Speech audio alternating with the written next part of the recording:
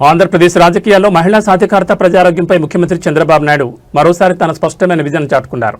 త్వరలోనే ఆడబిడ్డలకు రాజకీయాల్లో 33% రిజర్వేషన్లు రాబోతున్నాయని ఆయన కీలక వ్యాఖ్యలు చేశారు. అదేవిధంగా రాజధాని ప్రాంతం అమరావతికి అత్యున్నత వైద్య సదుపాయాలను తీసుకొచ్చేలా భారీ హామీ ఇచ్చారు. మహిళా రిజర్వేషన్ల అంశంపై సీఎం చంద్రబాబు ఆసక్తికర వ్యాఖ్యలు చేశారు. గతంలో విపక్షాలు మహిళా రిజర్వేషన్లు అడ్డుకున్నాయని, కానీ త్వరలోనే చట్టసభల్లో ఆడబిడ్డలకు 33% కోట అమలు కాబోతుందని ఆయన ధీమా వ్యక్తం చేశారు. మహిళా శక్తికి ప్రాధాన్యత ఇచ్చినప్పుడే సమాజం అభివృద్ధి చెందుతుందని ఆయన పునరుద్ఘాటించారు. కేవలం రాజకీయాలే కాకుండా సామాన్యుల ఆరోగ్యానికి భరోసా కల్పించడమే తమ ప్రభుత్వ ప్రాధాన్యతని ముఖ్యమంత్రి స్పష్టం చేశారు. ప్రతి ఒక్కరికి మెరుగైన వైద్యం అందించాలనే లక్ష్యంతో అమరావతిలో ఈఎస్ఐ ఆసుపత్రిని ఏర్పాటు చేయబోతున్నట్లు ప్రకటించారు. కార్మికులకు, పేదలకు చేరువలు, అత్యాధునిక వైద్య సేవలు అందుబాటులోకి తేవడమే తమ ఆలోచన అని చంద్రబాబు వివరించారు. రాజధానిలో ఈఎస్ఐ ఆసుపత్రి ఏర్పాటు మరియు మహిళా రిజర్వేషన్లపై సీఎం చేసిన వ్యాఖ్యలు ఇప్పుడు ఏపీ రాజకీయాల్లో చర్చనీయాంశంగా మారాయి. అమరావతిలో కూడా ఈఎస్ఐ హాస్పిటల్ పెట్టి ముందుకు తీసుకుపోవడానికి ఆలోచిస్తున్నాం.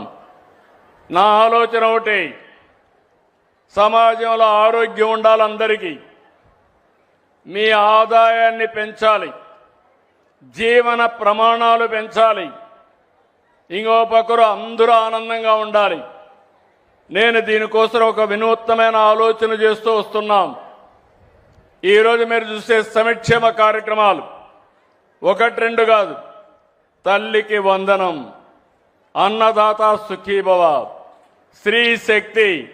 మా ఆడబిడ్డలు మగవాళ్ళు ఎంతమంది ఉన్నారో మీటింగ్లో, మా ఆడబిడ్డలు అంతమంది ఉన్నారు.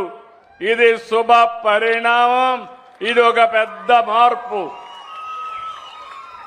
రేపు రాబోయే రోజుల్లో కేంద్ర ప్రభుత్వం 33% రాజకీయాల్లో చట్టసభల్లో రిజర్వేషన్లు పెట్టబోతారు.